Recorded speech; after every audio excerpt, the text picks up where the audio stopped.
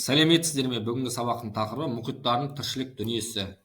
Яғни қысқаша түсіндірме сабақ бойынша өтетін болсақ, бүгінгі сабақта біз дүниежүзілік мұхит суларында зоналық заңдылық байқалады, бірақ құрлықтағыдай айқын емес.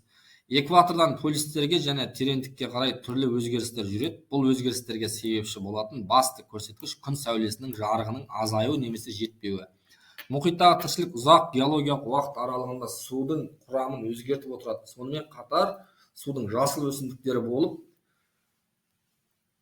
яғни бөліп шығаратын оттегінің артық мөлшері ауаға шығу арқылы атмосфера құрамында өзгереді.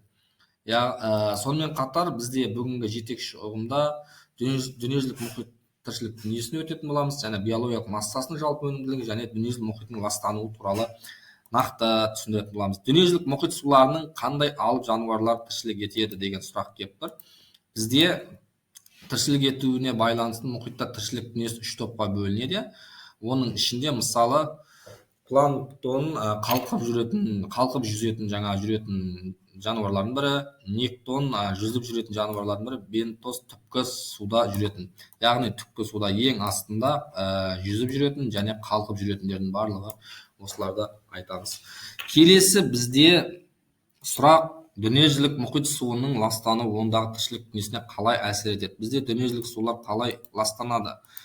Яғни мұнай өнімдерімен ластану, мұхит пен атмосферасында су айналымының кері әсерін тигізуі, соның салдарынан жер атмосфера газ қоспаларының азаюы, жағалау мен мұхит айдынының аумағында ортаға зат және жылудың тікелей немесе жанама жолмен түсуіне кедергі келтіріп, судың сапасын төмендетеді.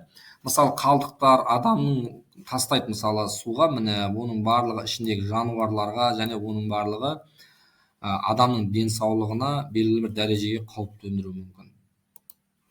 Дүниежүзілік мұхит суларында биологиялық массасына келіп тоқталатын болсақ, бұл жерде мұхит суының орташа температурасы, мысалы, Тынық мұхитында 19,4 болса, Атлант мұхитта 17,3 болады, Үнді мұхитта 16,5 болады, солтүстік мұхитта -1 болып тұр.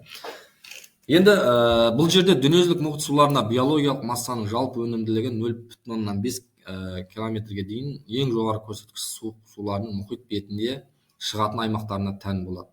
Ал тропиктік аймақтарда бұл көрсеткіш 0,1 градусқа дейін әлдеқайда төмен болады.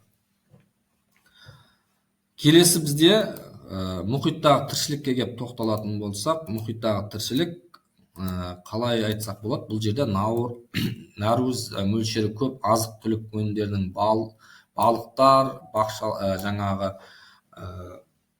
толқылдық денелер, сүтқоректілер, балдырлар маңызды көзі. Ол адамдардың қоректену үшін қажетті наркоздің 20% береді, осы балдырлар.